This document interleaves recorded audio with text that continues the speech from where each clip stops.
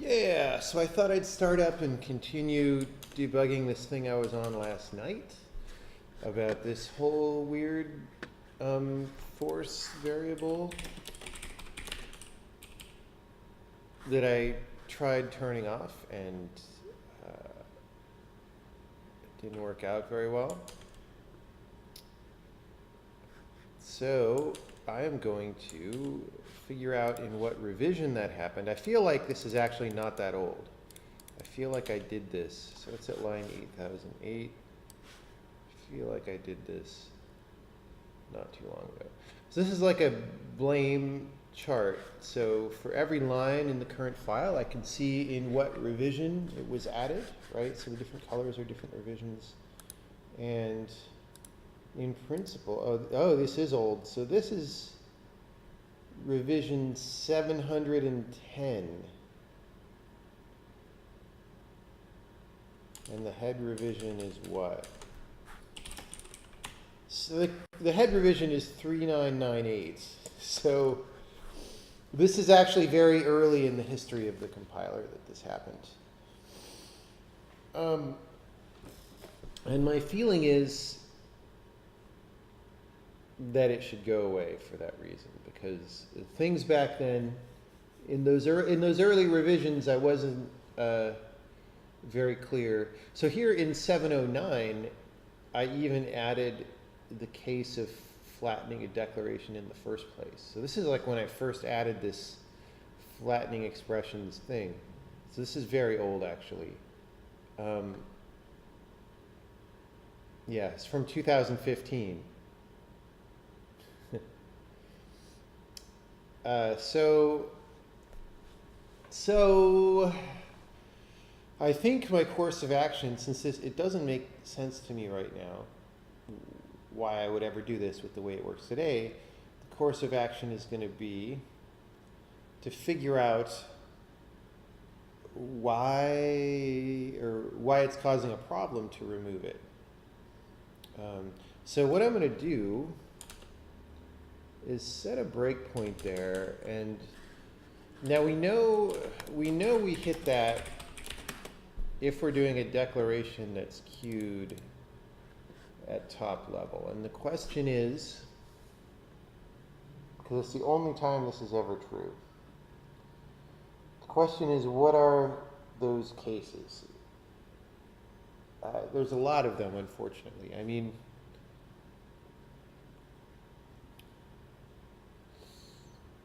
I would like to figure out a way to narrow down how to think about what's having the problem. And you know what? Screw it. I'm not going to do it that way. So we're going to run. Now what happens is when we try to run this, we crash in bytecode. Evaluating. Oh, right. Sorry.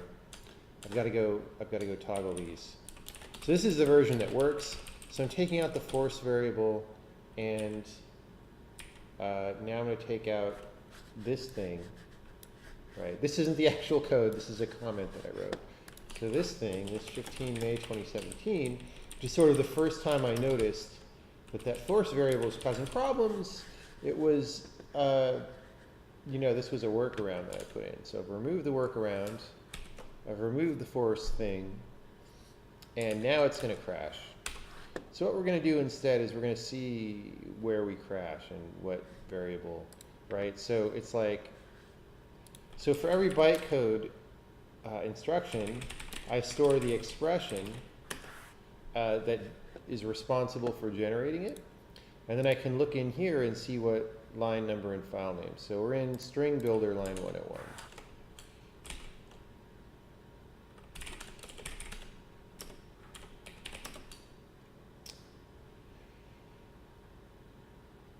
Buffer size.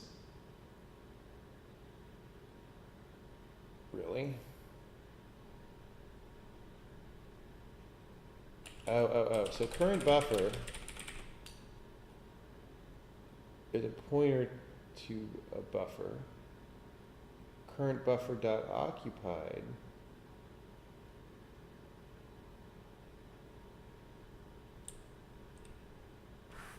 Right. So basically this current buffer pointer is null.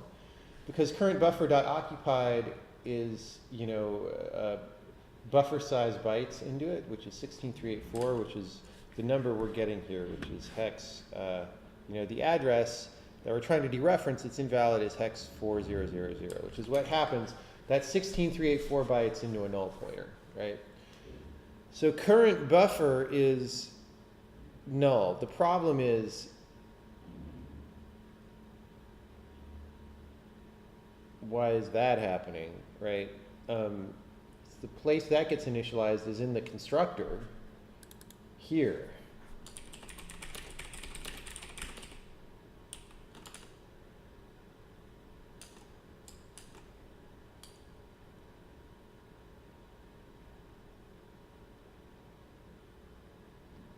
So like, that's not getting called correctly.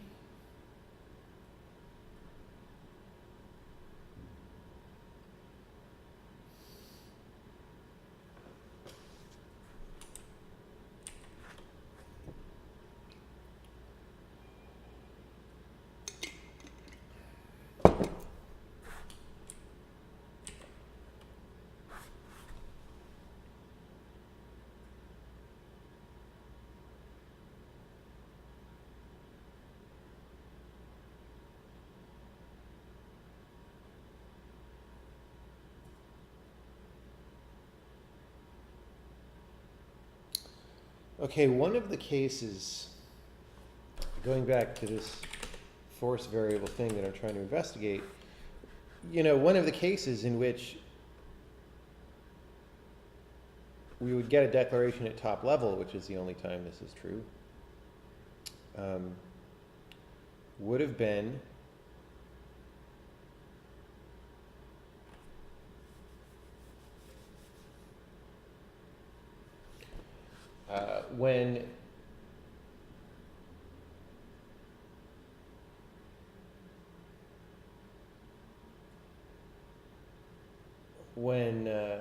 when we're inside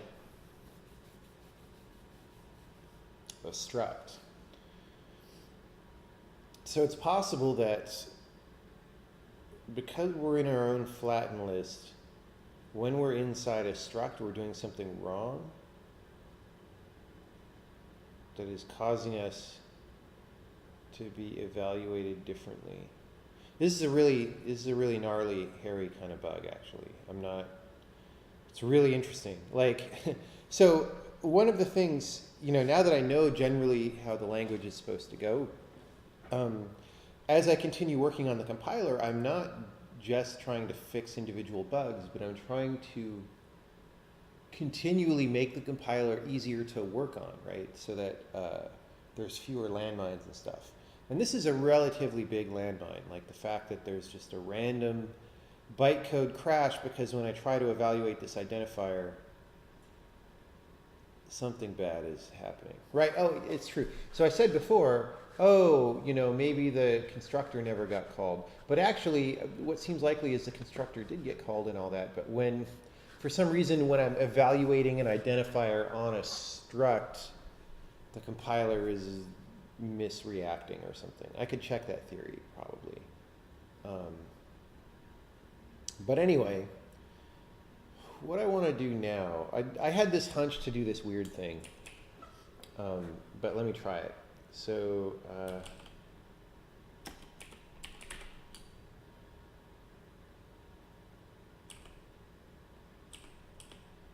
wait, where was, okay, this one, 15 May 2017 is what I was looking for. So I'm going to re-enable this for a second and get back to a working program.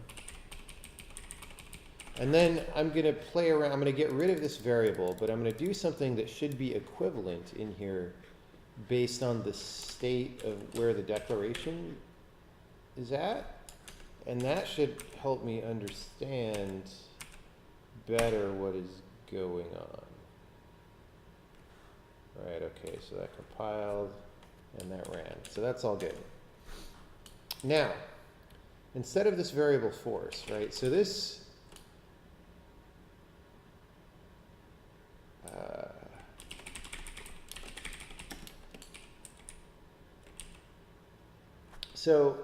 When we call ensure flattened on a queued, which any queued is just like any one thing that gets processed asynchronously with respect to dependencies.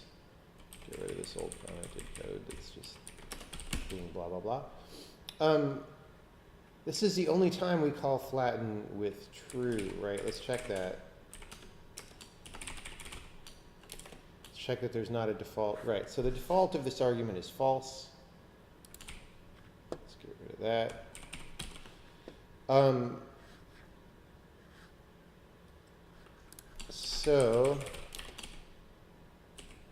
And nobody else is setting the value of that argument.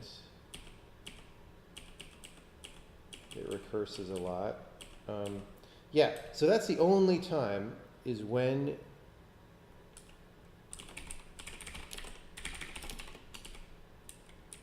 is from right here. I'm going to simplify this code as I go.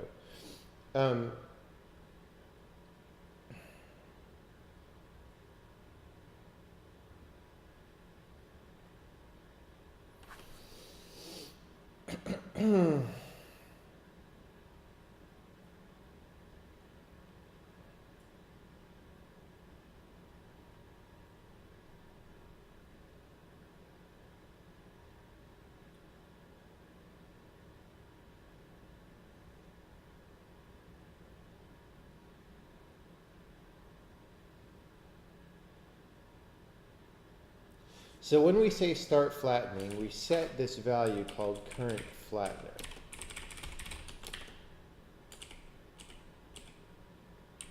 Right. So equivalent to when force is equal to true should just be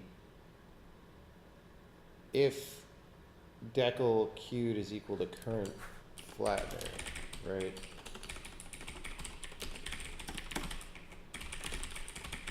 So if I do this, I can take out that parameter, which would simplify the procedure, which normally wouldn't be that much of a simplification because, you know, we're comparing against a global or whatever. That's not necessarily better. But since our goal is to get rid of this thing anyway, oh, that's not equivalent.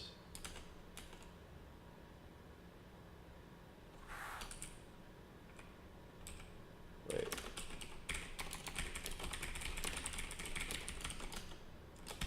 Really? Really?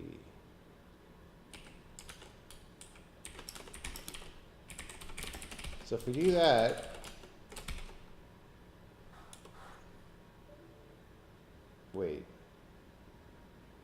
No, now I just screwed something up.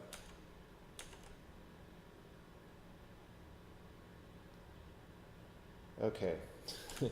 Because I deleted some comments and stuff. Okay, let's just revert. Get back to something that runs. Because I haven't actually meant, okay, so that ran. I haven't meant to actually make Emacs. Okay, so let's try that again. Oh, you know what I did? I collapsed that one scope. Yeah. I'll tell you what I did that I just reverted.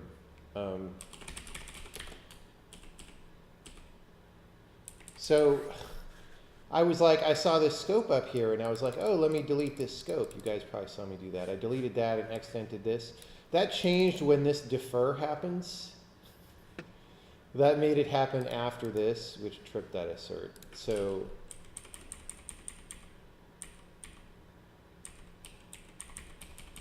I don't know.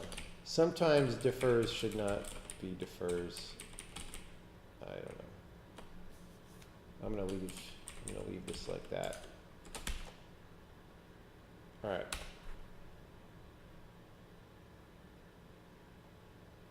Okay. So that's all good. That all runs. So we're going to get rid of this variable. All right.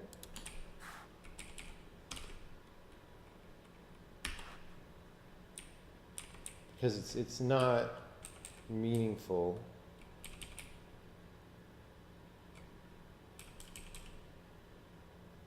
It's okay to pass a copy to a temporary.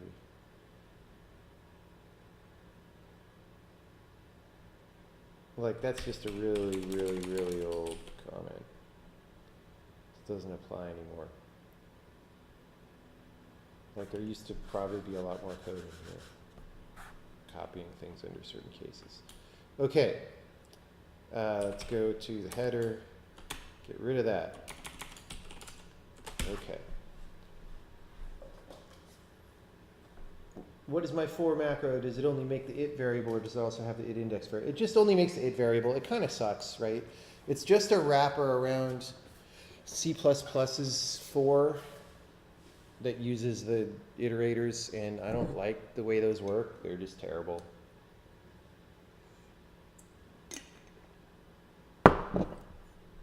Why does everyone ask what Emacs theme it is? In Emacs, you just set the colors to whatever you want. It's not a theme.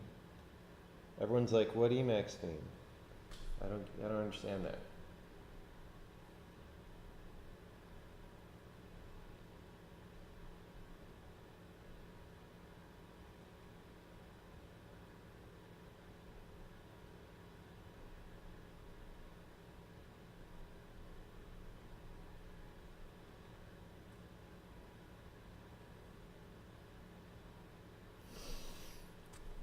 Someone was asking if blame normally takes that long. I don't know how long it's supposed to take, but I mean, keep in mind that was an 8,000 line file over 4,000 revisions. So, I mean, it probably wasn't in all 4,000 revisions, but it's a very commonly modified file. So, you know, if you're only editing a 200 line file and you don't program that much, so you don't change it that much, then a blame probably doesn't take that long. I don't know. I mean, you always, in questions like that, have to take into consideration what is the actual data that you're dealing with. Is it only 8,000? No, the thing I was looking at was only 8,000. It's an 8,700 line file. Okay. So this is good. We have, let's make sure not only that we compile, but that we run. We compile, we run, we're all good.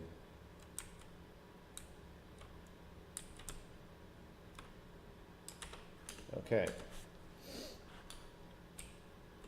So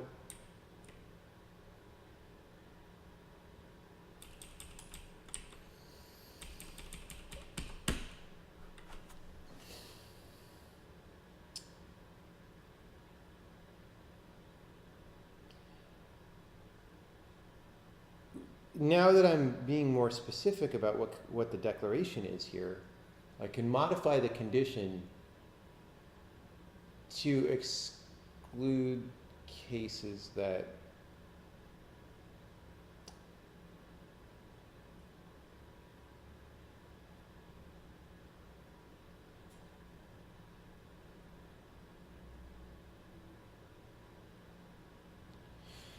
certain cases. So, for example,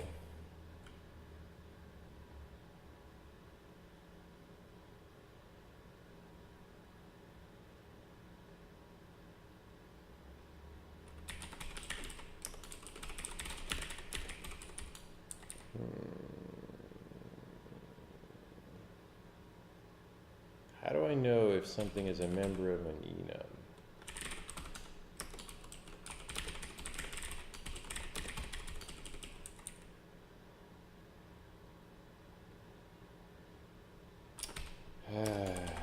We were just looking at this last night.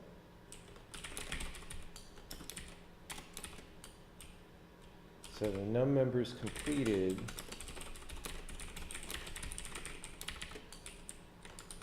is in include declaration in enum. What do we call that?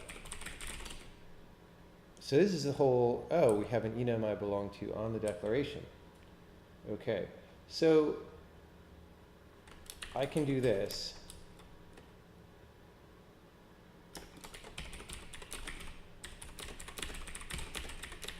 Right. And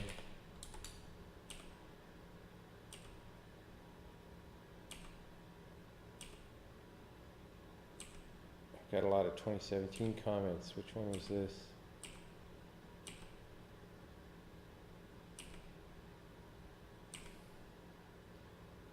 There, I'm going to go back to my 15 May.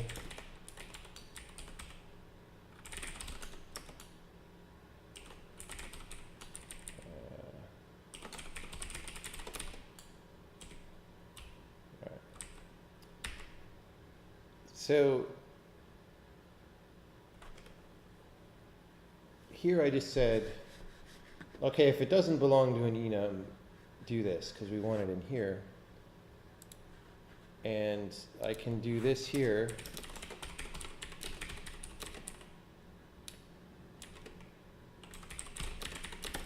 So if it belongs to an enum, then we try to put it through the normal path, right? Otherwise, we do this old hack. So the point is we're trying to get rid of this old hack. We're trying to get rid of this plus this big comment, right? And so to do that, I'm first going to see, I'm going to isolate it to just the case we were trying to do last night. Okay. Yeah. So now I can do the following. I can say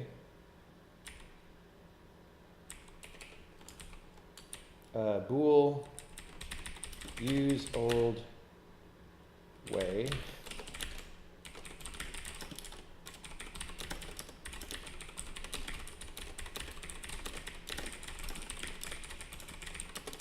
So I'm going to do this.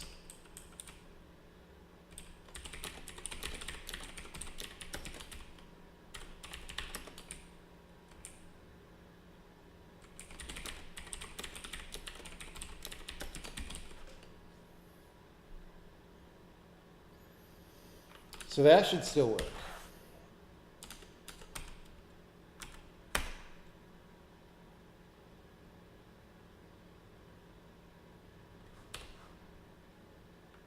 Okay, so now I can do whatever I want to in here, and we'll enable or disable that particular to-location hack. Well,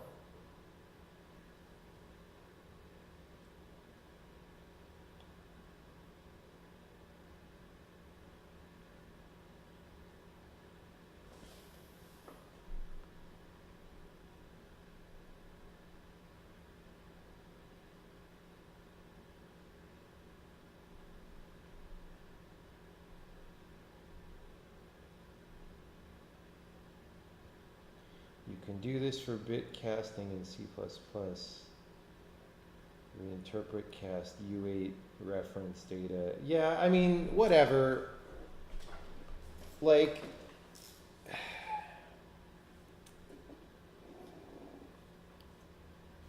it just, once you start getting into references, C++ is complicated enough that I'd just rather not go there. I'm just not really that interested in knowing about reference casts in C++, because that's the point at which the language just jumps off the bridge into ridiculous complexity.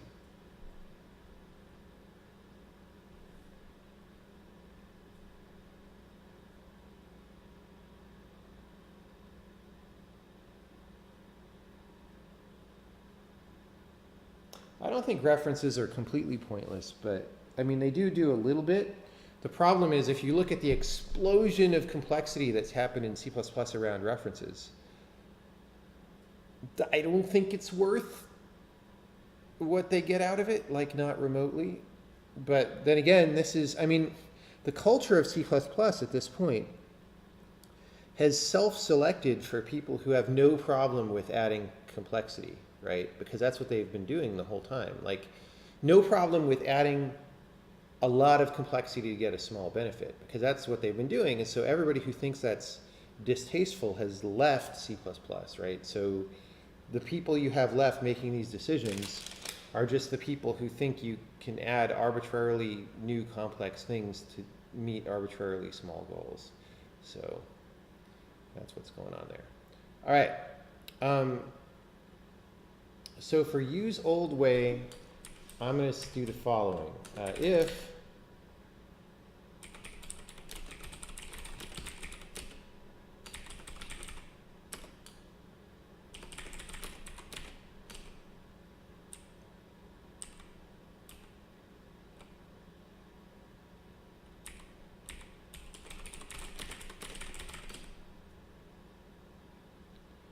yeah.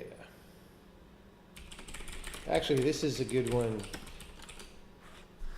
We might want to try to get rid of this member variable, because anytime we can do that, it simplifies the compiler a little bit. So I have a note there that that's redundant, so I'm going to put that at the top here because it's relevant to what we're working on. So here I'm going to say, because that problem we were having was in a struct, we're going to say, for now, only use the old way for things that belong to a struct, otherwise don't. And that'll just tell us how widespread of a problem this is. I feel like it's probably still going to break, but who knows? Who knows? Who knows? No, it compiled without asserting. Okay. All right. So it really is just about guys in structs.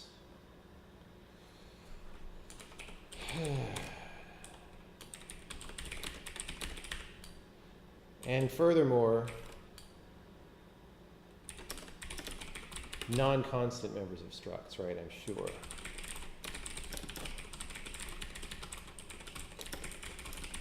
So anyone who's constant doesn't get this handling. Oh! Okay.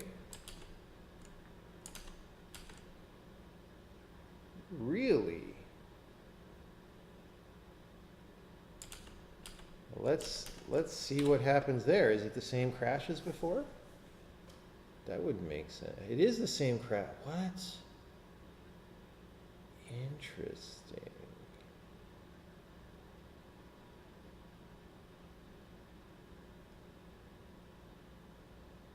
So things flagged as declaration is constant are supposed to just be things that are like the number 7. Like, why I would have a problem with not doing this is beyond me. That's really interesting. And whoops.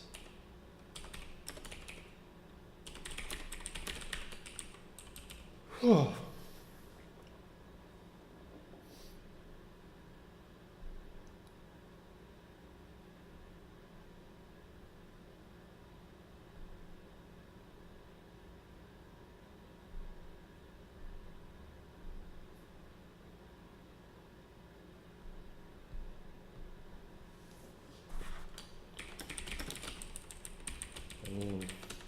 This is pretty much a given, but we'll add that assert just to make sure it's not going off.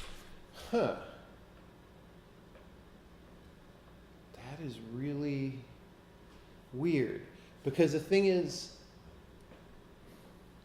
in this particular crash we are getting, I don't understand what about that involves a constant. Unless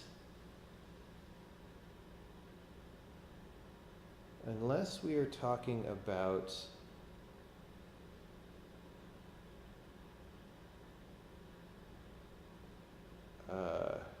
the actual constructor declaration itself, which would be marked constant. So that's interesting. So here's what I can do. For things that are constant,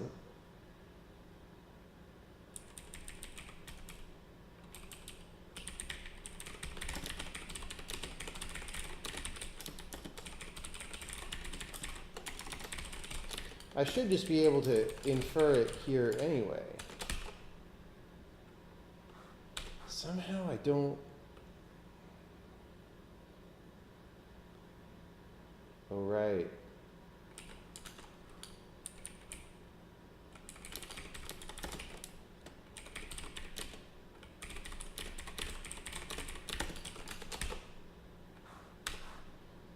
We had our double enum inclusion situation there again.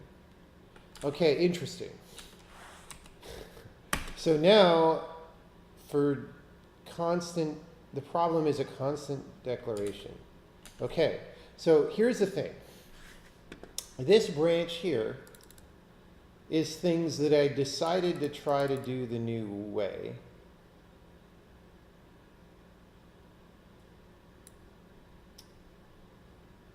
This is so weird. I'll tell you why this is confusing and weird to me. So back here, where we changed this, we put this declaration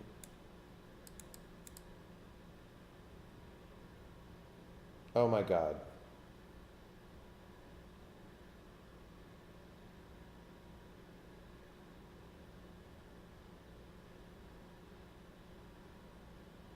No, that's okay. Never mind. I was getting this confused with something else. We put this declaration into the current flattened result, which means it should be the last thing in the flattening array for this guy. Which means we should have, so this infer types that we're doing here, we should have just done it here because we finished the flattening array. Right?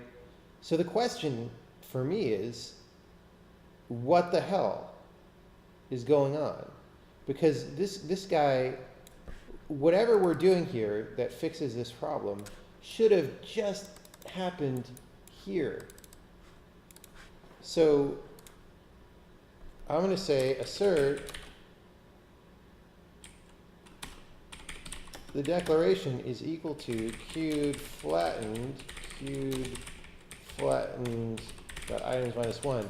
Now, my theory is, or according to this, this is supposed to be true, but actually my expectation is that this assert will trip for some reason, because as I've said, I don't understand what's going on. No. What?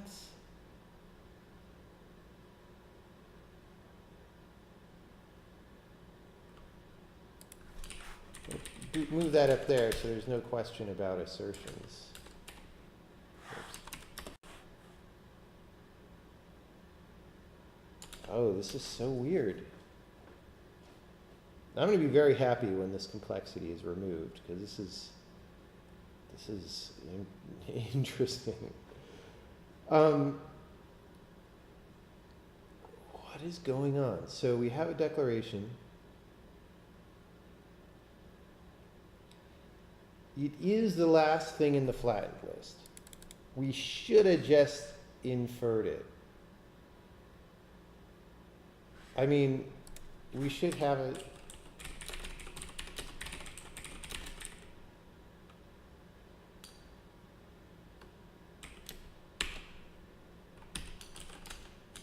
Right?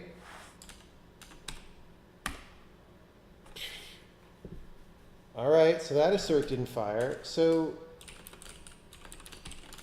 what is going on?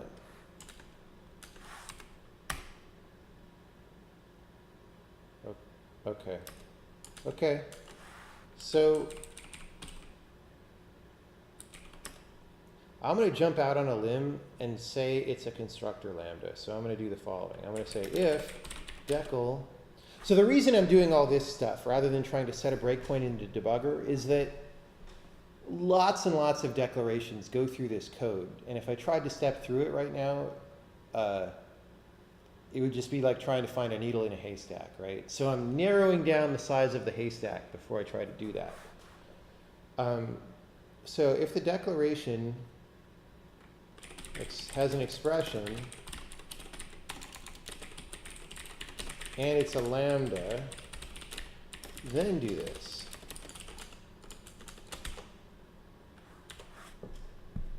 that, it's not a lambda. Well,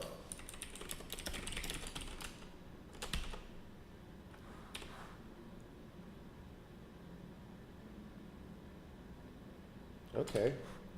Well, let's put that in our use old way.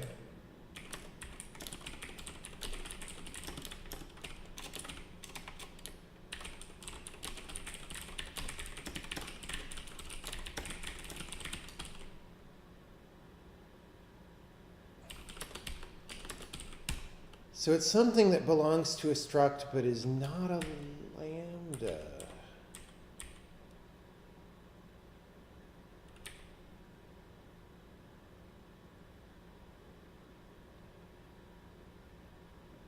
Wait. Sorry. Wait, what?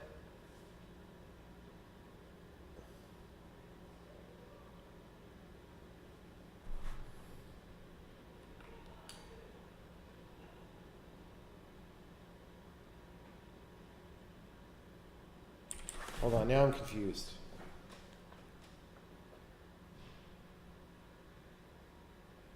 Okay, everything that belongs to a struct is going here. So the problem is actually something not flagged as belongs to struct.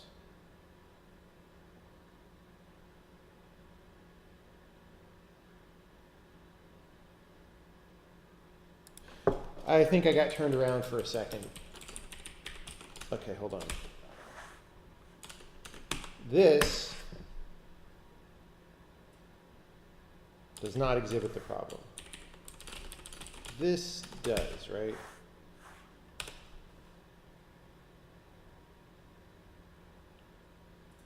No. So in the case of a lambda, it doesn't matter which way we do it. So adding that over here is not productive.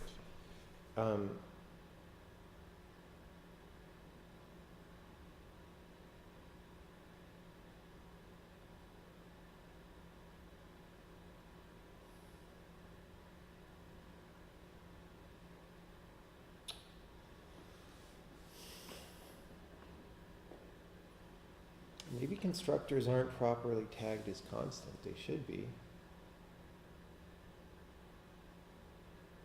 Oh no, this is, yeah.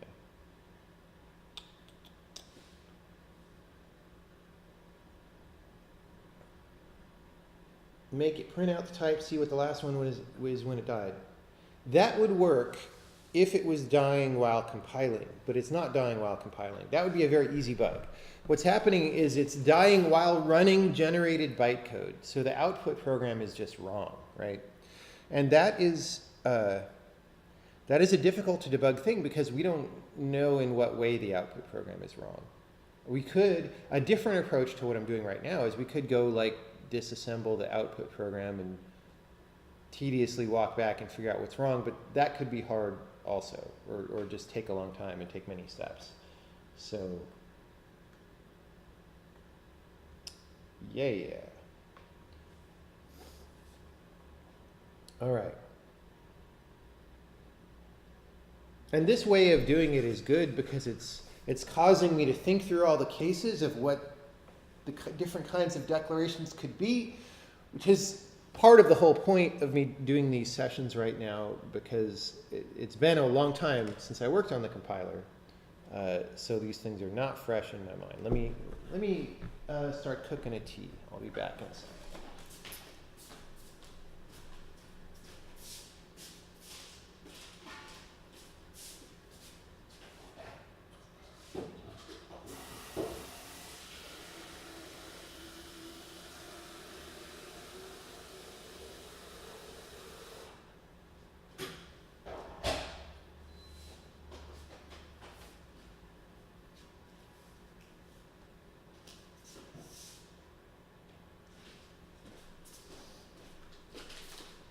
That'll take a couple of minutes to heat up. You've been writing a compiler in C. All right, cool.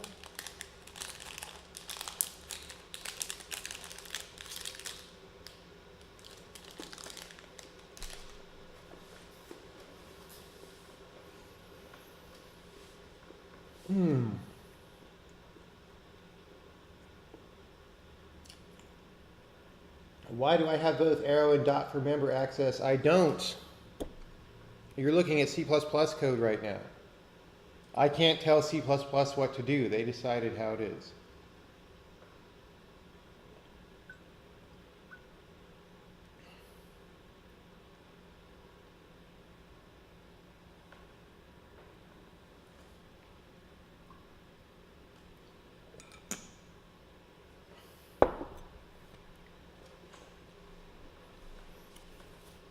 Okay.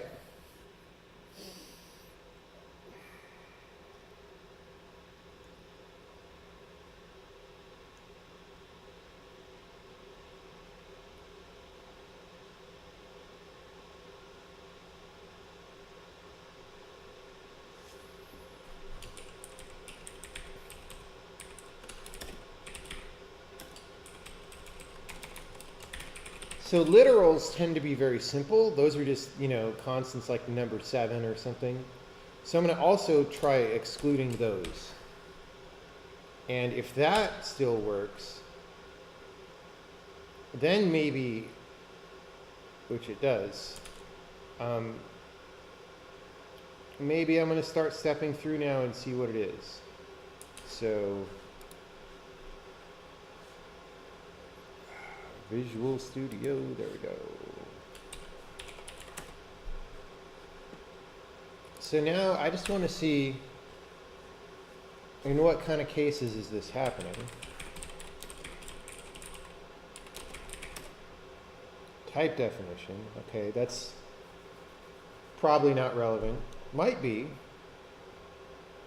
This is going to be in the compiler startup phase, right? Okay. Enums. Let me write these down and then I'll think about what to think about them.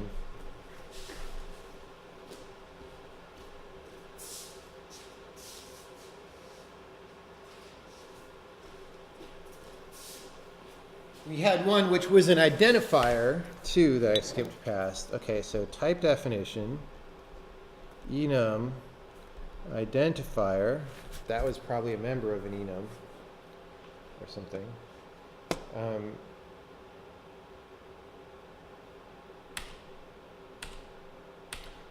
Since enums is how this all started, I'm a little bit suspicious.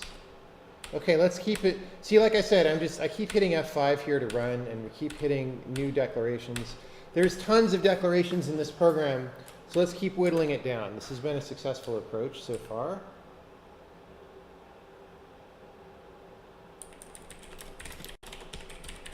First, let's just take care of the case of a declaration that has no expression, which there are a few instances of that. Oh, take out this breakpoint. So if that doesn't fire, okay, so we can get rid of all these cases of, we can stop saying this, right?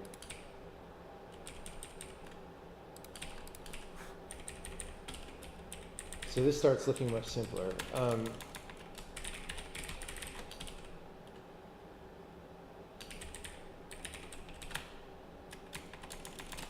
Let's just see, I'm going to go for broke and put 2 things there.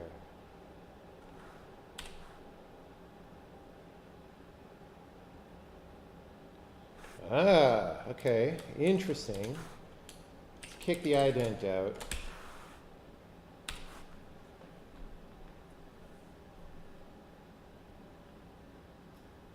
It's the ident. Really? Really? Let's run that again just to see it not crash again. Okay. Okay. So let's do this.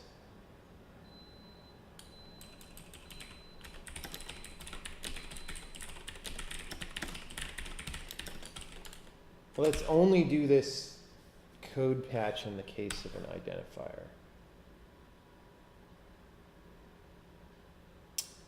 There we go. All right.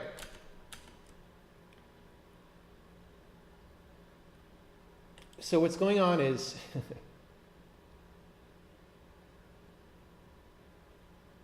not inside an enum, we have a declaration whose right-hand side is another identifier. So it's like a declaration and it's inside a struct. So there maybe shouldn't be that many cases of this. So line 7163, no, wrong file. Okay.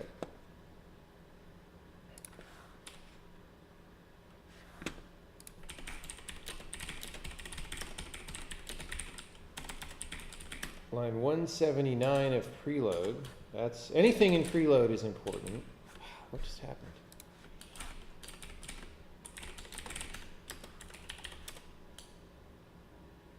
Wait, what?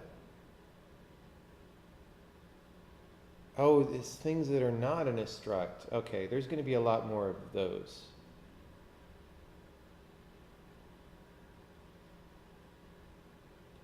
Wait, what?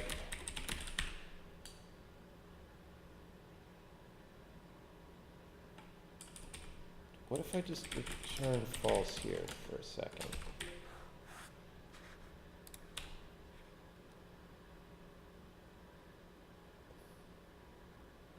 That made a different problem, I think. Yeah. Oh boy. Oh boy, oh boy. That is not a good problem. Yeah.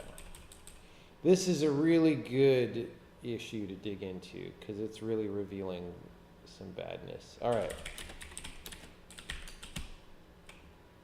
So,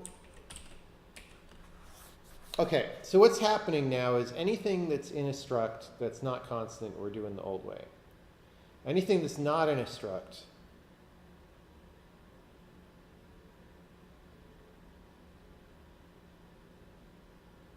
we're doing this way.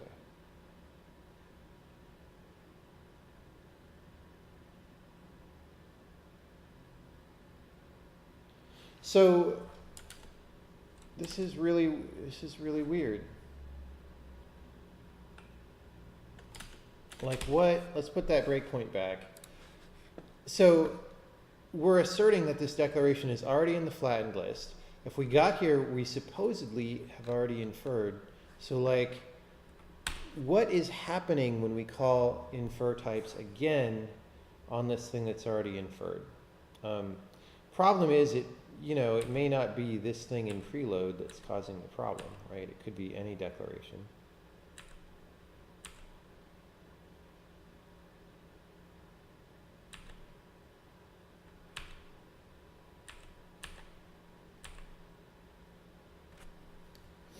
These probably should already be equal.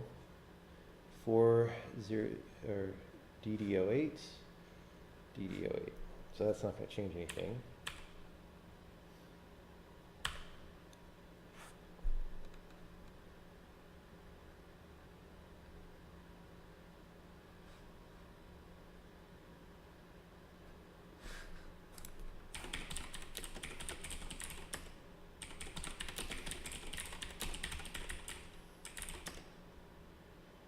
Okay. So this, when we have a declaration with an identifier on the right-hand side, we try to figure out if that maps to a constant, and then we set this substitution variable, but we already have it. We know in this case that it maps.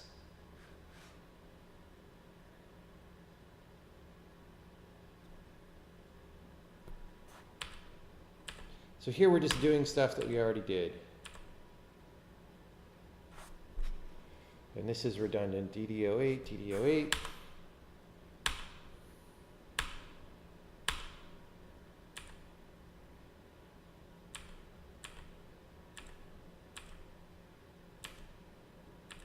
So that didn't do anything for that guy.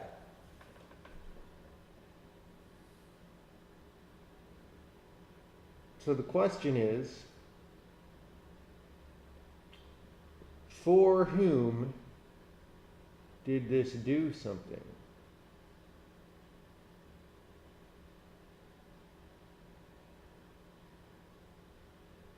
And what did it do? There's a few things, let me get my tea. There's a few things it could have done.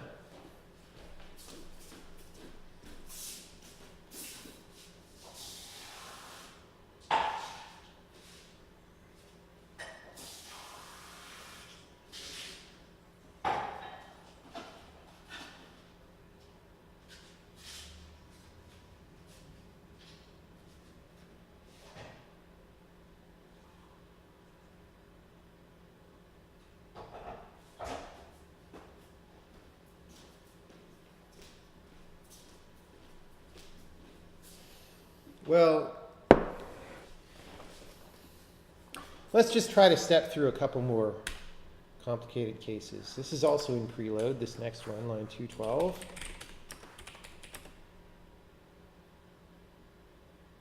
Default allocator.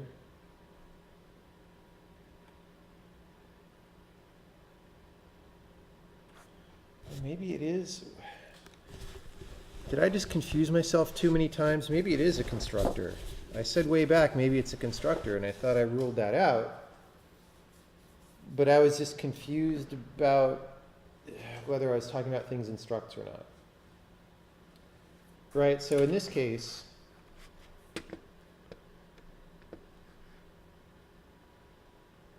wait.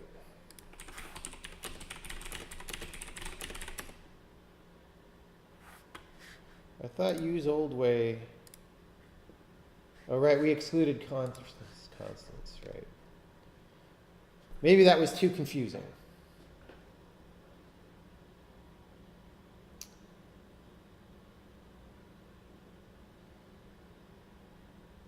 No, it's probably not the constructor, because constructors don't have identifiers on their as their expression. They have lambdas as their expression. So,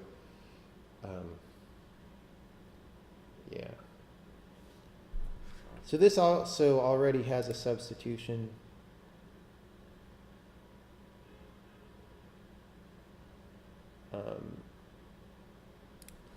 Of E498, and we're going to see if that changes. Nope. This is line 694 of compiler.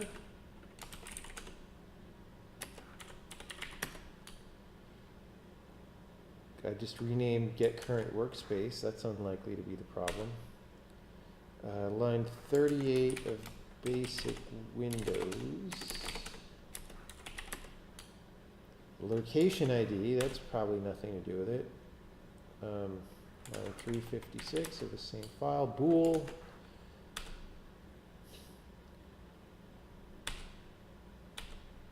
I'm just going to ignore. Okay, string builder, line 22. So remember, string builder is probably responsible for the crash. Oh!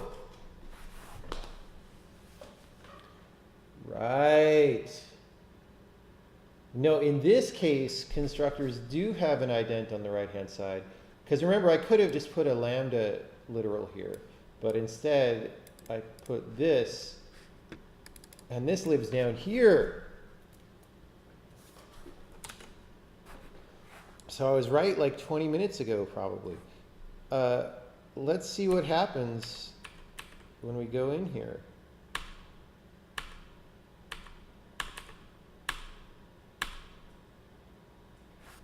Let's make sure this doesn't change. B330, B330.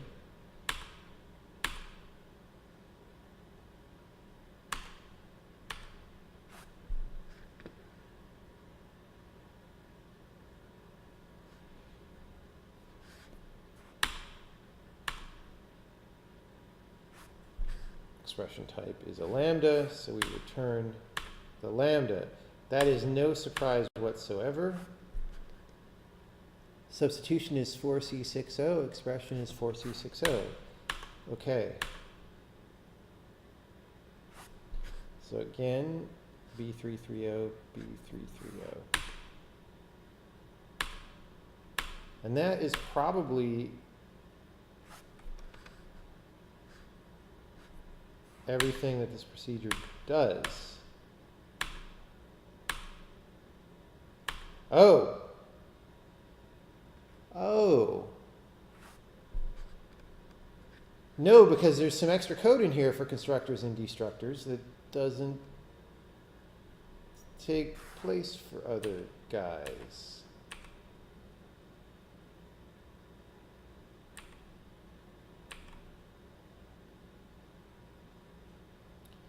Okay, I just did this.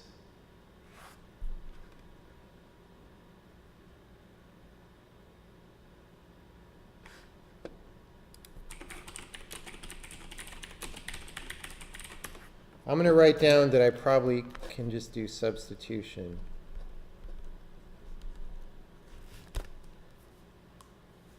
Okay. Anyway. So, if it's a lambda,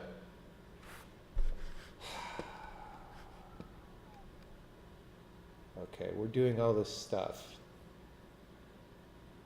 We're doing all this stuff.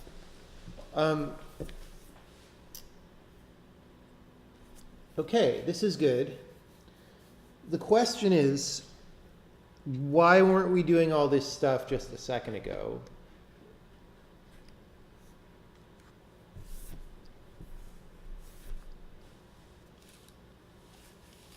This isn't going to be the only thing that breaks, by the way. So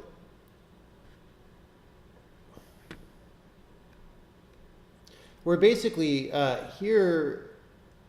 So we have this lambda pointer, and we're going to resolve overloads on it because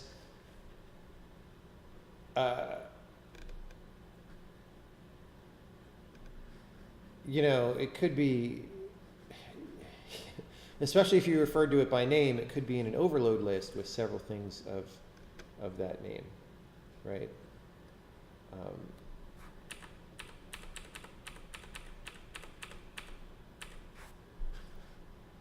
So we resolve the overload successfully. I mean, this is going to happen successfully because it's making the code work.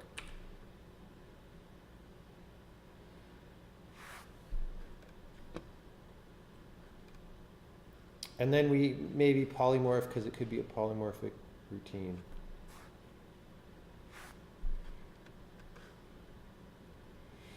Right, so, and then we're getting down here and we're setting the constructor right here. So this is what happened. The constructor was null and it's now not null. So this is all fine. The problem is,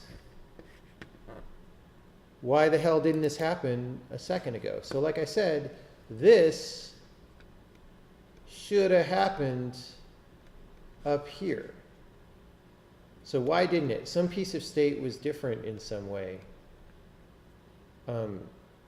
But now we know enough to set a breakpoint. So the serial number of this expression is this guy. So we're going to say conditions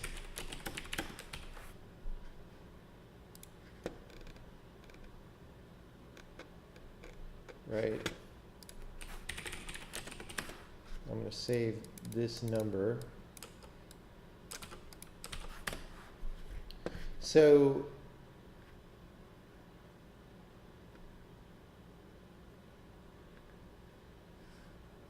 I'm going to put a condition on this breakpoint, so QS is equal to 1719. Okay, so this is good. We found the case here, or one of them, because like I said, there's going to be other ones, but we found the one that is causing that specific crash. So now we just put a breakpoint in a very popular place. All right, let's dive down.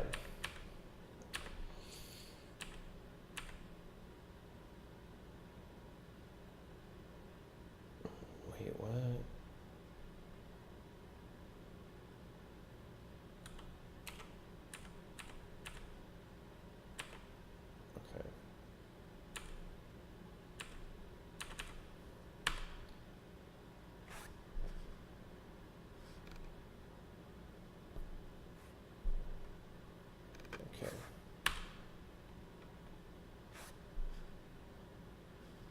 3330, nothing. All right.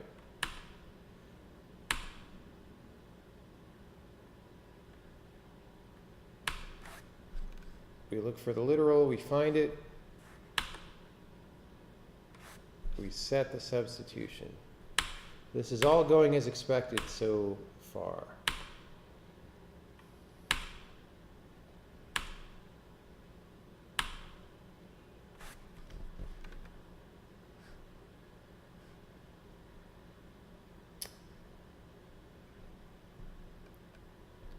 Okay.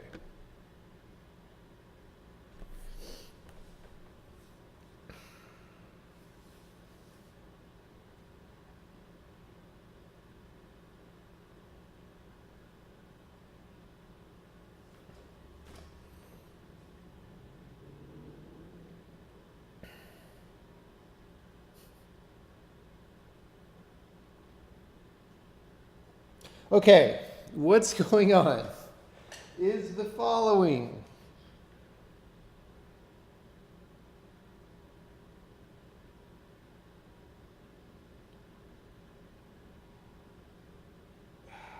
This if statement right here that I'm on is firing and kicking us out of inferring this declaration. Again, I suspect, I'm going to go blame this line. I suspect it's very old as well. Because I'm not, it's probably not as old.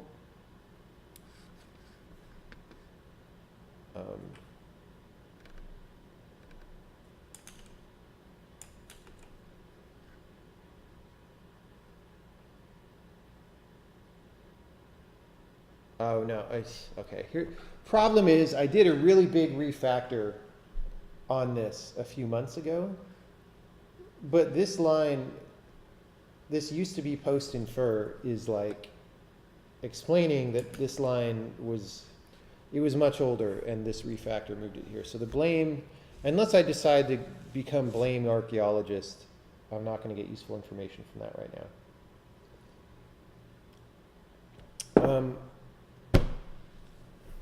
But basically what this is saying is, if this declaration is its own independent thing, like a big thing with lots of sub-expressions traveling through the queue in the compiler, then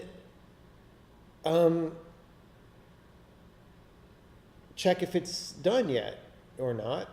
And if it's not done, then bail out. And of course, if the declaration's in its own flattened list, and that's why we're getting to it, then of course it's not done.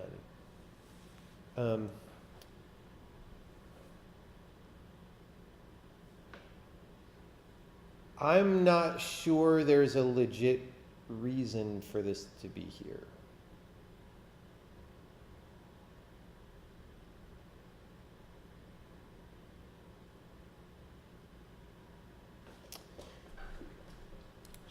See, the problem is this is getting complicated. We're in like a rat hole several things deep. Let's just see what happens if I get rid of that. Ha, okay. That's all right then. I don't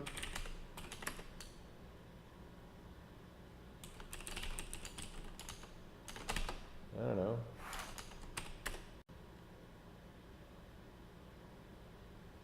Yep, all right. That was also the cause of the other problem that we briefly saw. So like, we can get rid of all this now.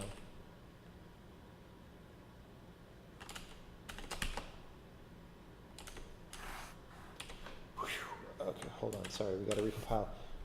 No, not with release build compiler, debug build compiler. Release build compiler is old. Okay, that could have gone to a whole nother hour of inception depth craziness, but it didn't.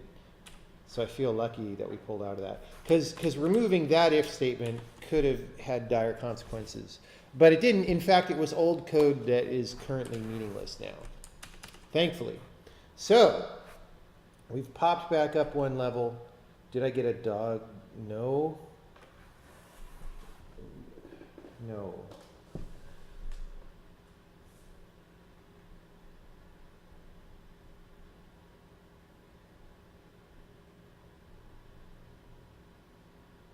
All right.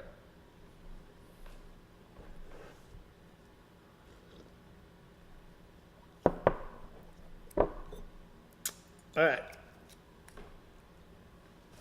This is good. So let's just go, let's be bold, and let's say return false, and just see if we can never use the old way anymore. Huh? All right. Well, I think we're done with this problem. So let's get rid of use old way. Use old way. I mean, let's not get too crazy now, but let's just do this. And then use old way. So this is all we were trying to do in the first place. Remember, we were trying to get rid of this and get rid of this. And I believe we now have managed to do that. And we not only removed these complications, but we removed a weird if statement in the infer for declarations, right, as well. And that's the thing is, removing weird if statements is actually one of the best things you can do to keep your code maintainable and simple. Oh, I don't want this breakpoint anymore. Yeah, let's make sure that actually compiles and runs. Because weird if statements are one of the main things that'll kill you, man. So, of course, the problem is when I'm trying to get things to work initially, sometimes if statements don't seem that weird, and then 2 years later they seem really weird because the meaning of everything has changed. So we also got rid of that force parameter to flatten here that didn't make sense anymore.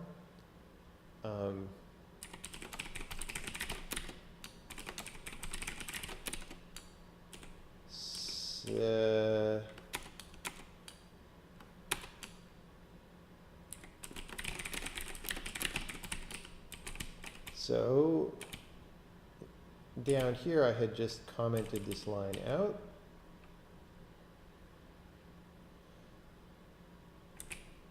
I'm going to flatten this out to this.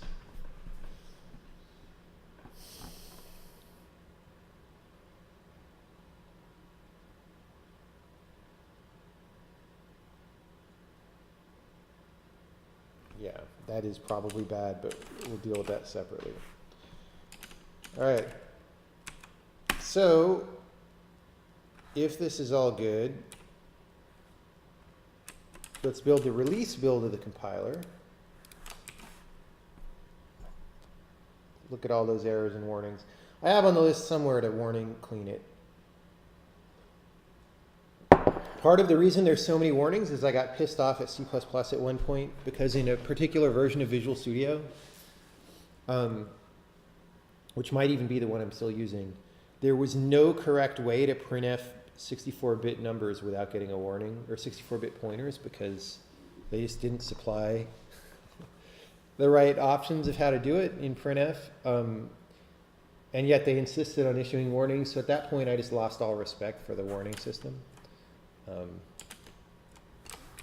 I think a lot of the warnings are stupid, so I still don't have much respect for it, but it's probably helpful to be warning clean, broadly speaking.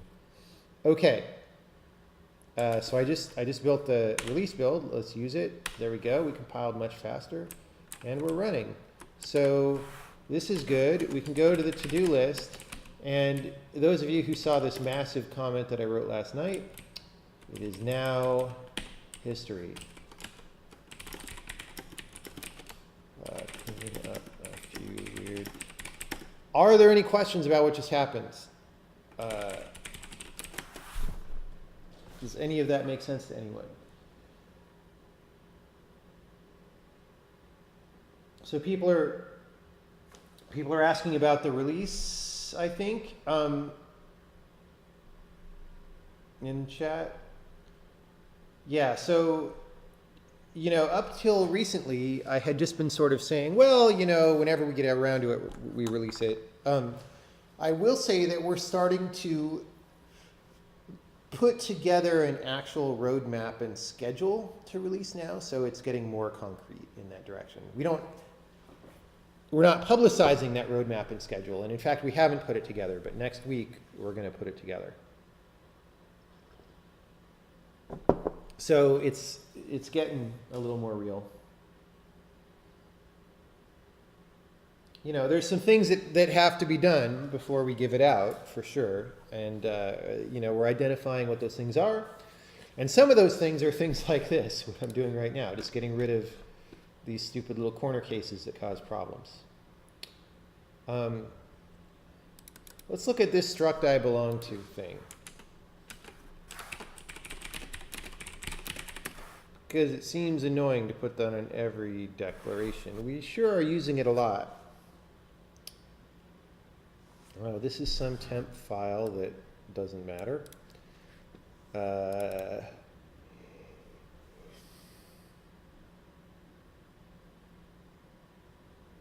Oh, we do const expr evaluation now.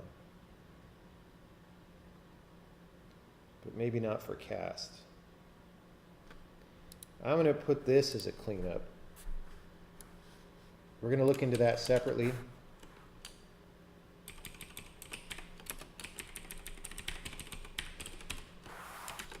Okay.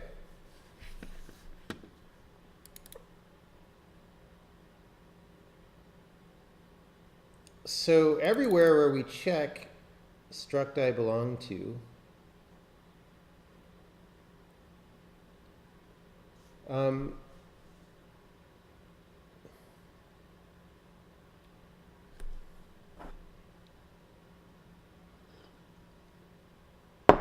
we should be able to say in closing scope belongs to struct.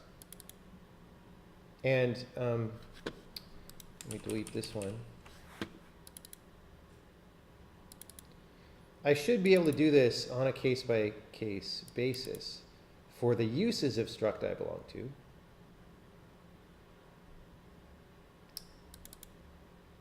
And it's easy because I'm pretty sure enclosing scope should never be null once we pass the parser. So yeah. And then I can get rid of a lot of these setting lines.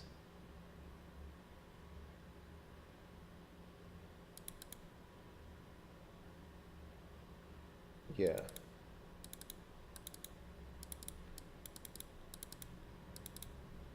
Okay. Yeah.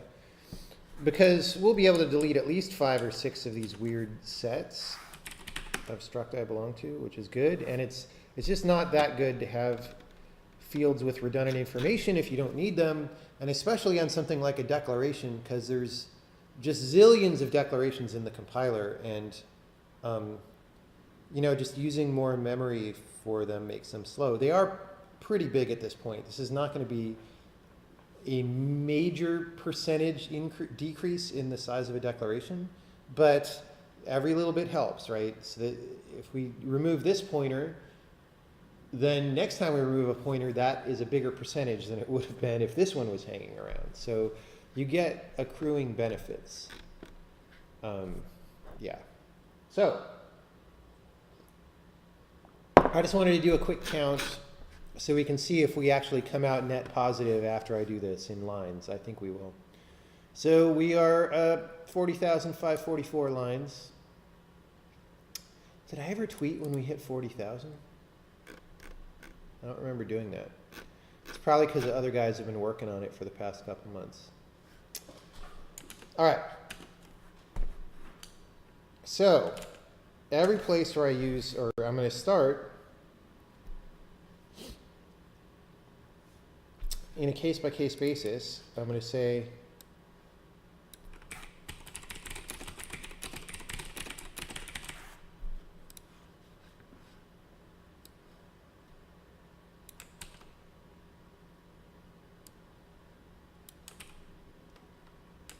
so start there, start simple.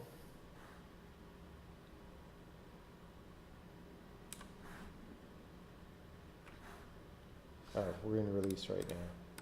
Release is not set up correctly. So if those asserts fire or we crash through dereferencing a null pointer, we did something wrong, but we didn't.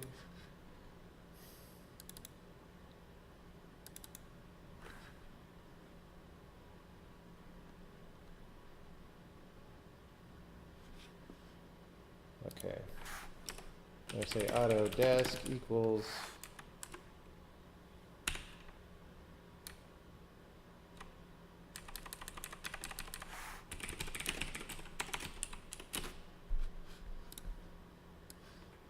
because we're using this a lot.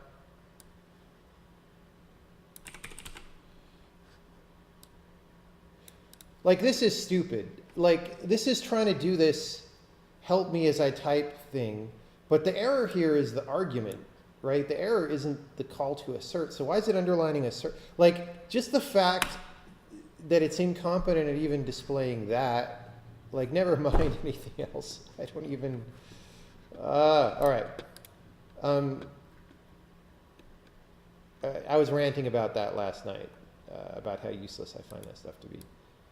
All right, so I'm just trying to select task text. I'm not trying to scroll. Duh! The fact that all this stuff pops up makes me not want to use the editor at all. I don't care about, I'm just trying to edit, right? Like, just Visual Studio needs to get thrown off a cliff. So hard at this point. So aggravating. Let's make sure that we actually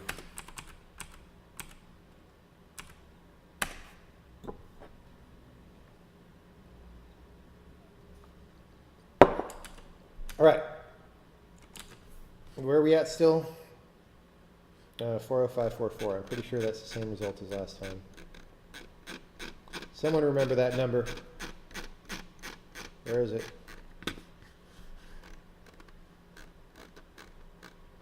Oh, wait, what?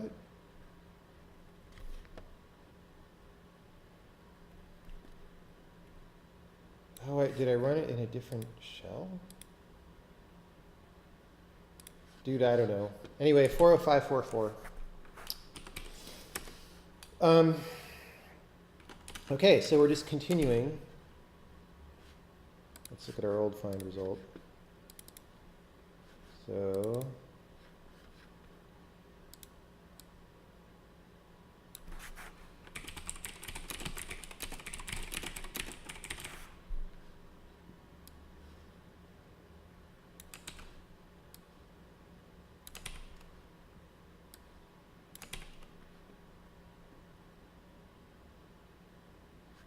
see, this also puts this more in parallel with this. Checking if we belong to a struct, checking if we belong to a lambda. They look more the same.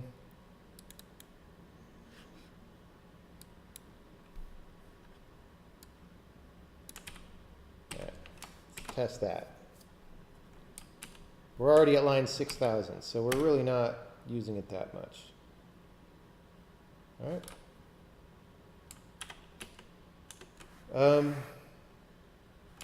Let's keep going.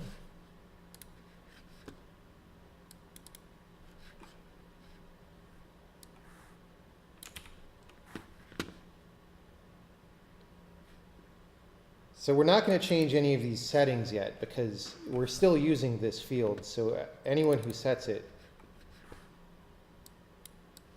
like, needs it to stay set. Now there is, so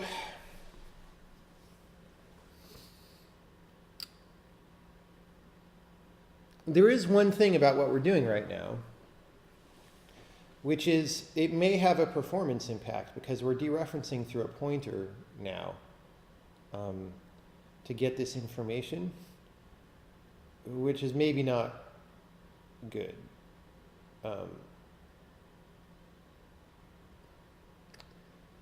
But, you know, we can always turn this into a flag instead. Kind of just redoing what we're doing now in a different way.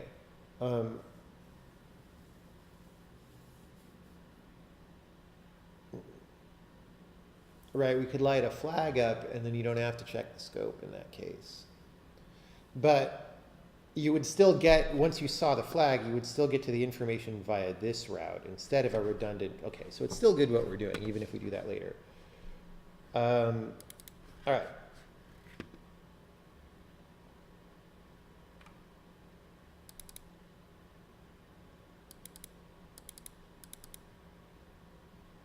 Is that it?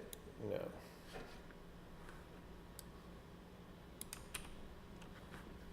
Yeah, so all these questions about if we're asking whether it belongs to a struct,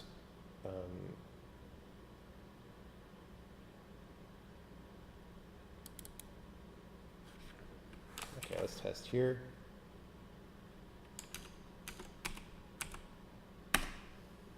Oh, okay.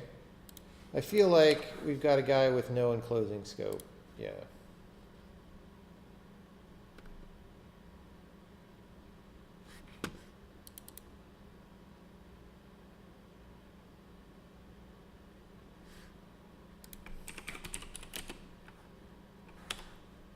This guy's in the preload.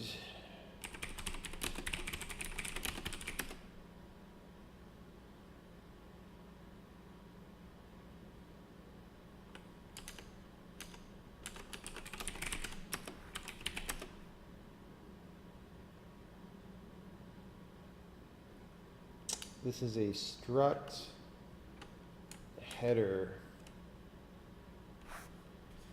We'll just check it here.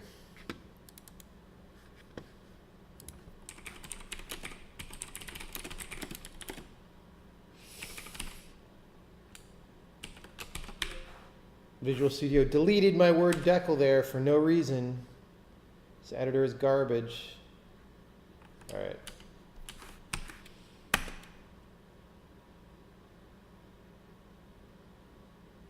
How many people are working on the compiler? Besides me right now, there's 2 other people. One of them is probably still just about finished spinning up, hopefully, on getting used to understanding the code and stuff. So, you know, we haven't been at like full 3 people mode yet. Of course, I haven't been working on it for 2 months, so we've been at, you know, 1 point something for a little bit. All right, I was going to do another search for belongs to struct. No. Struct I belong to is what we're trying to get rid of. Okay. So that's a set, that's a set, that's a set, that's a set, set. This one is not.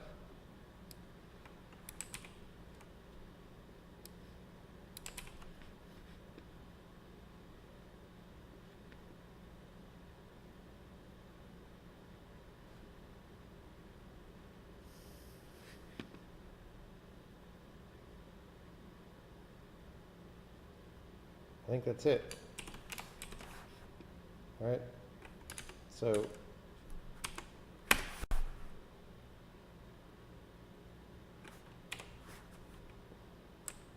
all right. So ready to eliminate struct I belong to. And now let's do that. So this guy goes, and now everyone who uses this has to go, or who sets it, sorry, because it no longer exists.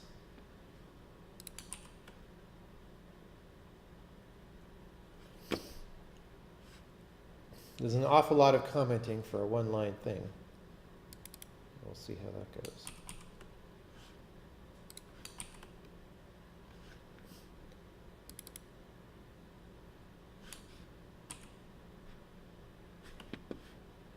All right.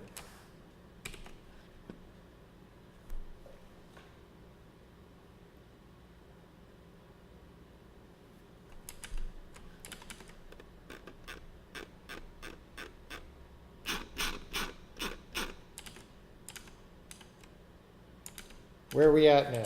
We were at 40544, 539. So we get 5 lines less, which is, you know, more than 0.01% of the program we just removed. Good news.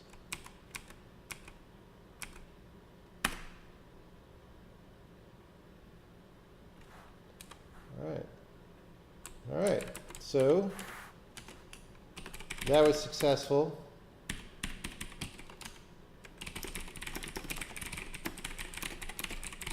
Like I said, there may be a performance impact from that, a small one, but that's something we can take care of later. I always like to simplify before recomplexifying.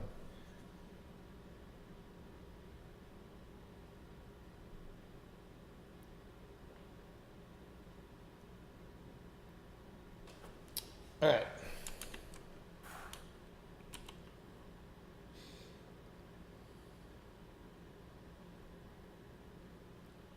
Did I do that? Check all paths. Return. Yes. I mean, it's in typer.cpp, but code manager is the name of that now. So that was done long ago.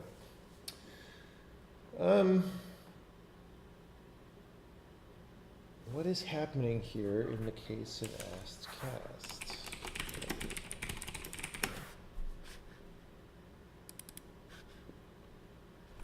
Okay. If it's a declaration inside a struct, and it's not constant, and it's got an expression,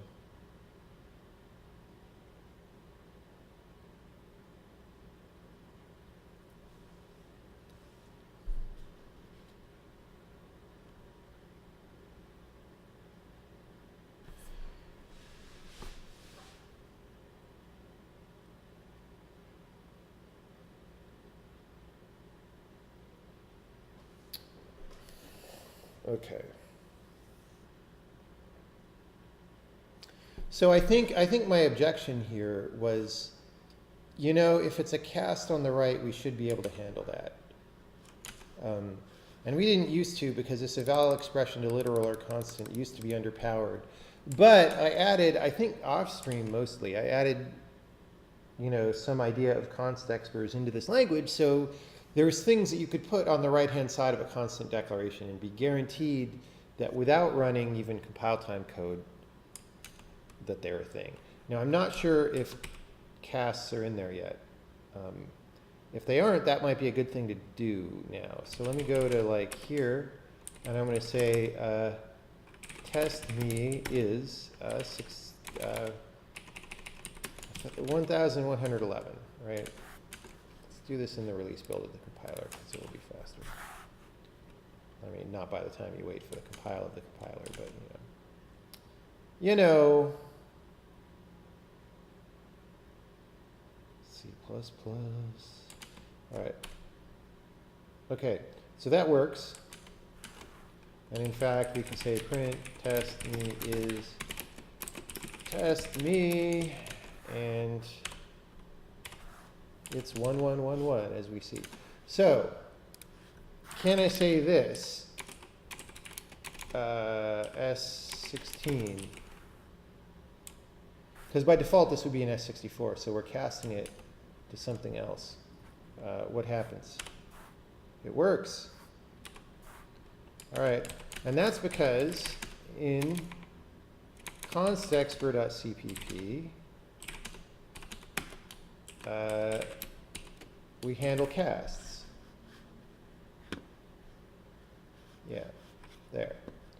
So that means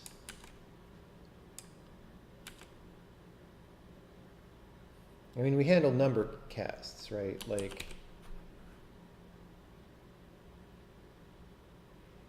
what if it's a string?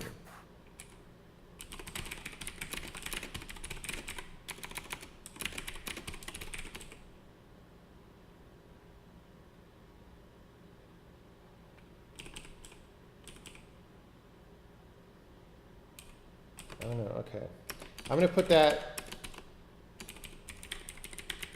test const expert cast of a string, because who knows what the hell that's going to do. All right, let's bubble this one up because this is what we're working on. And I believe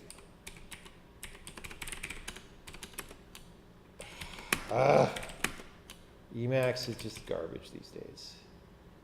Can't believe it. It keeps, so basically, you know, Emacs is reloading my files in Windows, but at some recent update, they changed the way that happens, and it like gets the file too soon before it's done being written by whoever else is writing it. So it just gets a half truncated file, and it says like, oh, you modified it. You deleted half your file all the time. It's just a dying editor, right? Because nobody's catching that stuff. It's like such a bad problem. All right. It's like, it may be dying because there's so much random weird stuff in Emacs that everybody feels the need to keep going, but like the core editor isn't, like quality of the core editor doesn't seem to be one of those things. I don't know. Or like they don't care that much about Windows because they're GNU, right? I don't know. I don't know, man. It's just really frustrating to be trying to use this editor still, which is why as soon as one of these other big things is done, I may do an editor, for all I know. For all I know.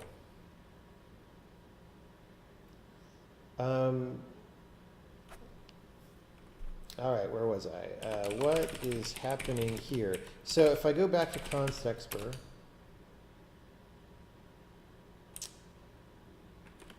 this is in eval expression to literal or constant.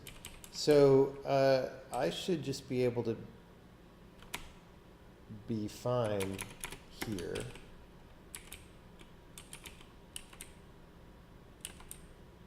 And in fact, the size or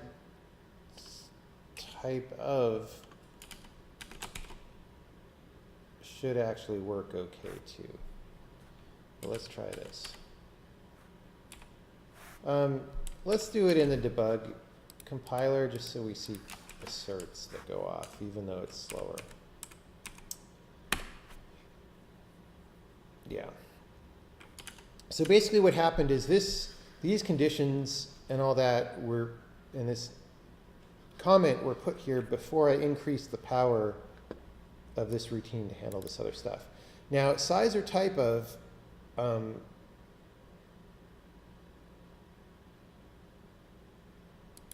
should work as well, because that should have put a substitution in there, which then should have been handled.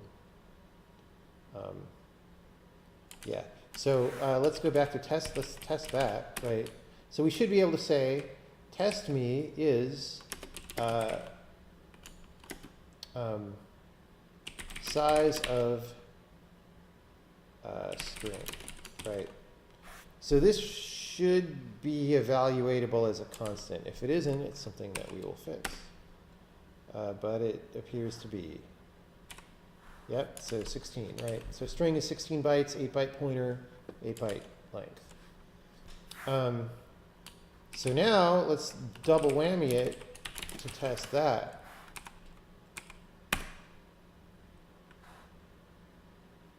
Yeah, so this all works. So basically we have this older hack here that we didn't need. I'm not even sure about this type instantiation. Let's try that, because I'm not sure that should be relevant either anymore. Yeah. I can think of reasons why that was needed like 2 years ago, but it's not.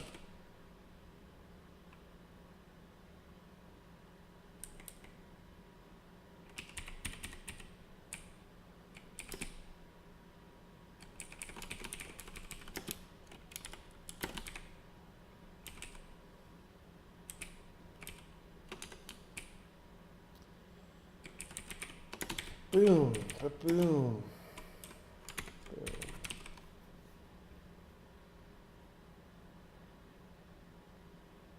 Yep, much simpler.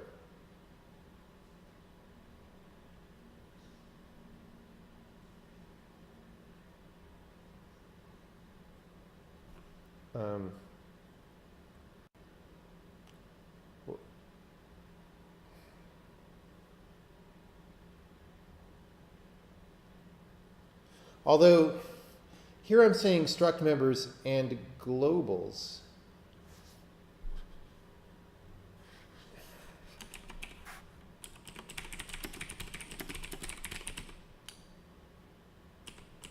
But I'm only checking struct members here. So maybe the global is caught somewhere else, which means maybe this is caught somewhere else, which means maybe this whole thing is not necessary. So, okay, wait.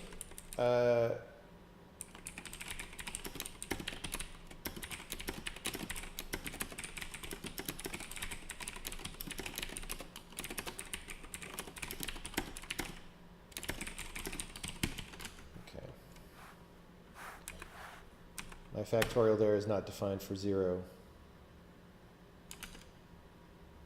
Okay, so this is fine, but this should not work.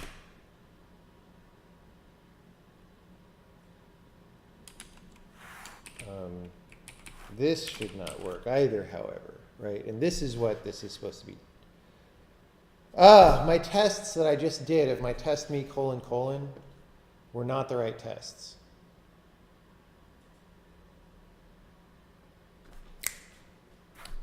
So I didn't really test what I was thinking of. Okay, so this has to be fixed.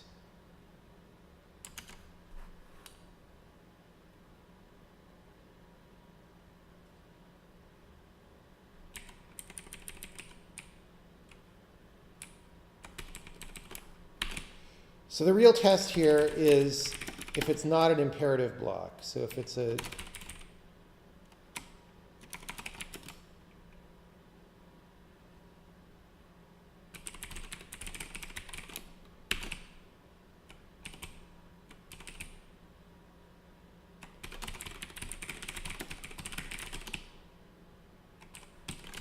So we're fixing our error checking right now is basically what's happening. All right. Caller location.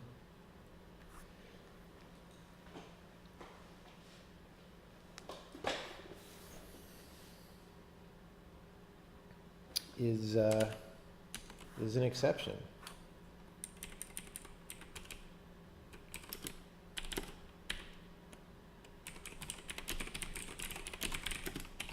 What is that called? It's directive location.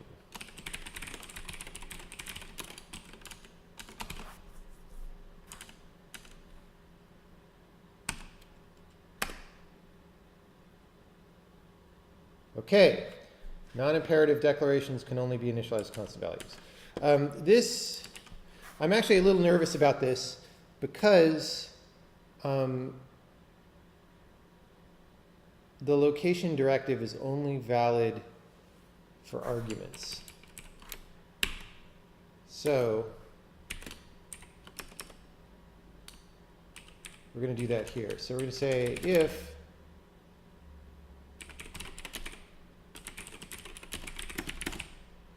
it's a location and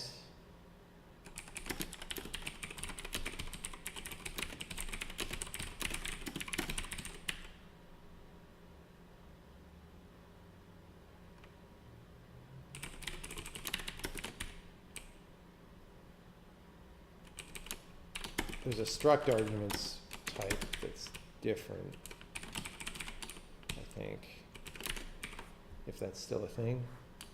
So if that, we do nothing. I guess I missed a parenthesis.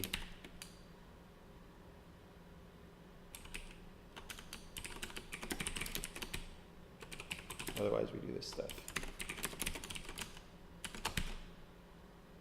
All right, let's see what happens there. Non-imperative declarations can only be initialized as constant values, which is right. But now I have to retest the other stuff. So test me is cast S16 1111 because we were testing those before with : but this is for what, this test is about what you can assign to a non-constant declaration. It's like, you know, you can say that, and it'll put that value as the initial value in this variable at startup time, and it's modifiable, right? And so the question is, oh, not 16, S16. Okay.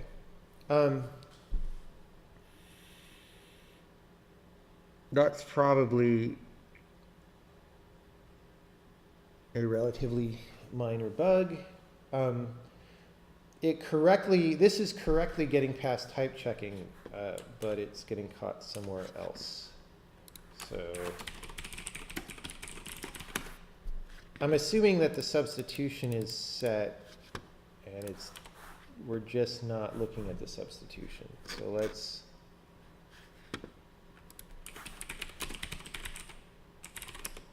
no. Really?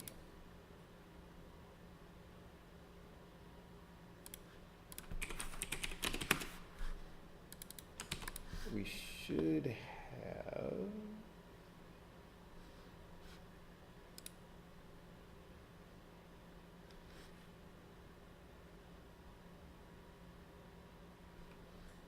okay. So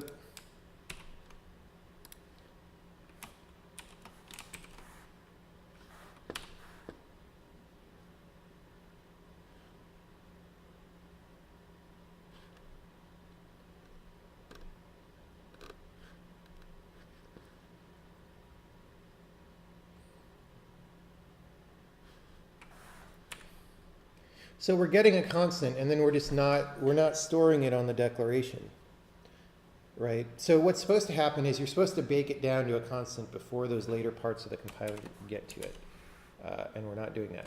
Now the thing is, I have a wild hair.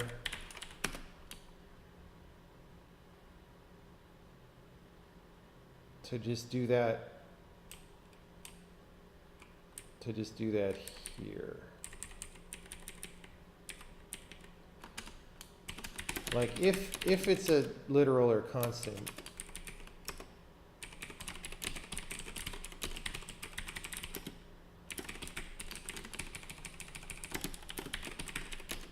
but I already do this, right?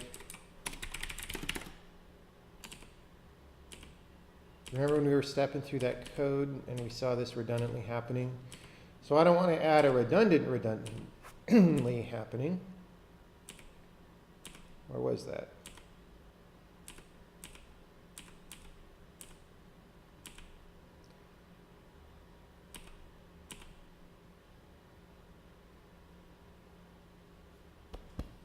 That's for constants only.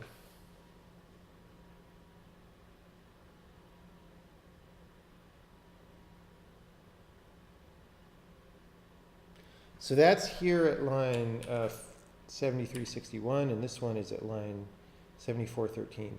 So I'm going to do this.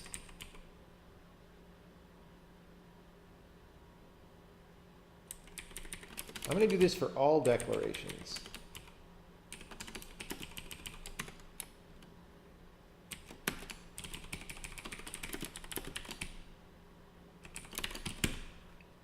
So here we're saying for any declaration, bake it down to a constant. Because if you put 3 plus 5, you don't want to code gen 3 plus 5 or whatever.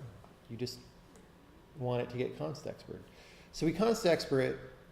If the declaration is declared to be constant, then it must be constant, right? And then down here, this could be a disaster, but you know,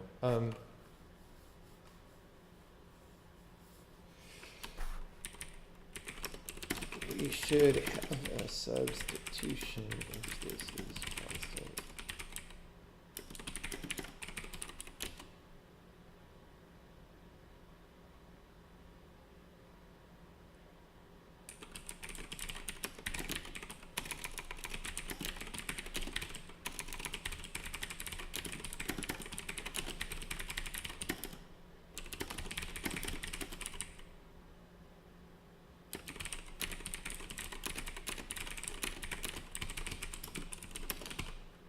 because this eval expression to literal or constant, in addition to resolving all that cast stuff, also does this substitution walk.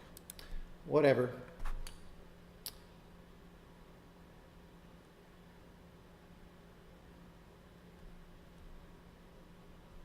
Oh. No, you know what? We're going to do it.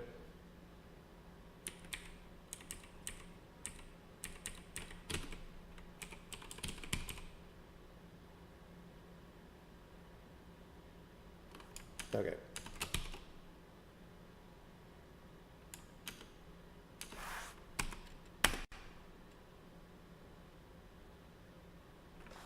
Hey, all that works. So,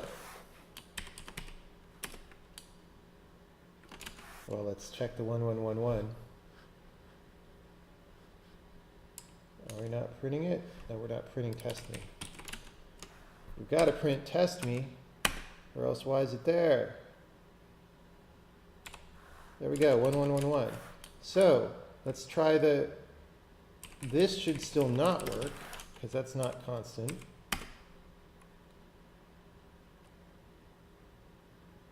Yep. Oh, and this whole thing, for now, math operations that you'd think would be constant are not recognized as constant by the compiler. That is not true anymore, because we have const xpring. So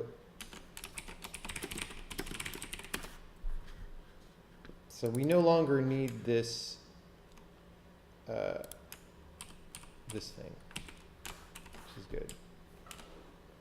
That was our explaining to people that we don't have const exprs yet, but we do now. Okay, so let's try can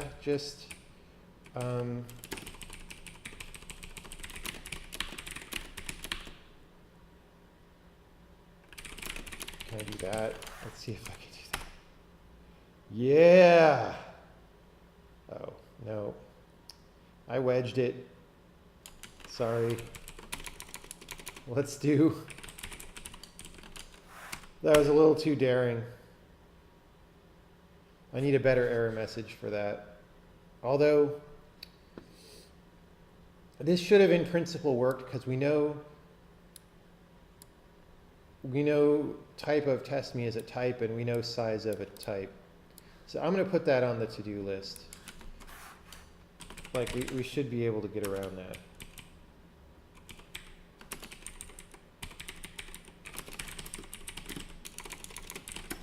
Right? Because it doesn't matter that test me is of an unknown type, like the type of test me. It's just, it has to do with dependency resolution, and maybe we need a hack for that case, I don't know. Anyway, now it compiled though, and test me is 8, right, because, oh look, Emacs deleted my file again.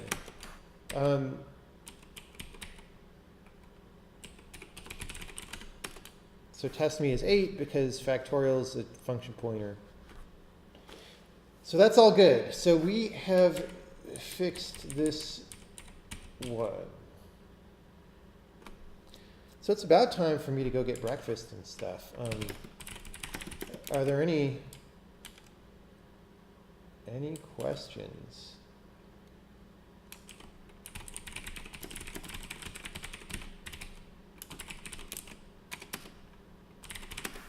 Are we at 4.4? Oh, we're still at 5.3.9. So that was a line of code stable change. How many people are working on Sokoban game? For programming, just me, but there are people doing, a small number of people doing art and animation for it and stuff. Like 3 or 4 people right now are working on it. Did I re-enable that commented code at the top of main to test the bug? I don't remember. That wasn't at the top of main. Oh, the if false. Oh, right. I thought you meant the file, not. That's a good question. That may not be fixed. Ha ha ha. All right. Well, we have a different problem now. I'm going to do that later today or tomorrow. Thank you for catching that we never retested. So we solved the actual problem of hanging on the enum, I think. But, so remember, maybe we didn't. We solved a problem. But remember I added this new assert of the highest type exited. Basically that we don't sleep on someone who's finished, and we're still doing that. I just want to look at that real fast. Wait, did I? Why are we sleeping? Is this still like enums sleeping on people who are finished? That's ridiculous.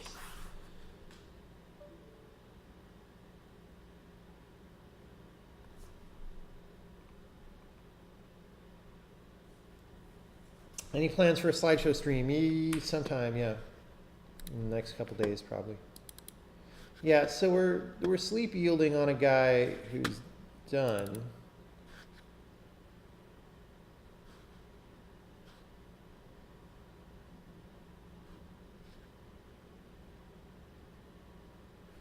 What? Okay, so this was a problem that came up during the other problem. And I thought that stuff that we did today would have solved it, actually. That's why we didn't test it before, because we were waiting on that stuff that we did today about, because remember, enums were not getting added to the declaration, and then they were getting double dinged. So, like, this is still happening. So yeah, we got to go back and get this after breakfast or something.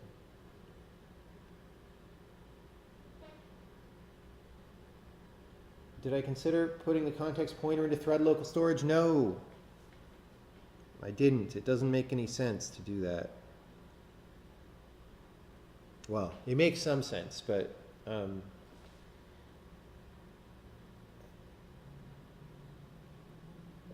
don't know why you would make it slower like that, I guess.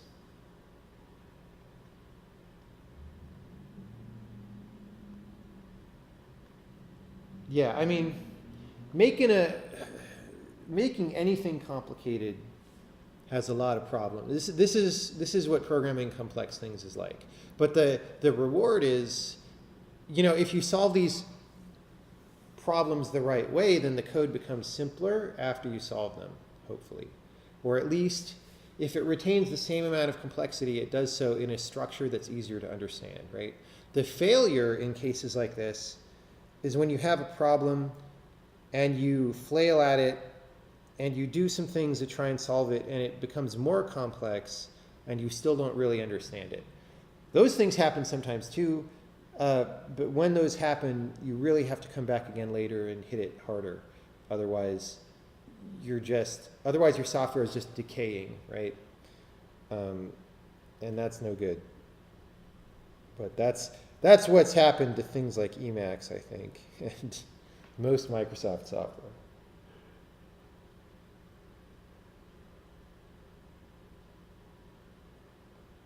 Yeah, I don't have any time for people who say, how do I start to learn to program? Because, dude, just type that into Google. Like, there's so much information. If you're asking me how to start to learn to program, you're just procrastinating. Like, you already could be starting programming. So, I mean, I encourage people to program and to be enthusiastic about it, but I find it really weird. Like, people also ask, they're related, how do I get into making games? And it's like, dude, you have more information on how to do that more easily available than any other human being in the history of humankind. And you're still procrastinating by asking that. Like, it just doesn't make sense. Like, when I was young, we didn't have anyone to ask. You just had to figure it out. It was a lot harder. It was way harder.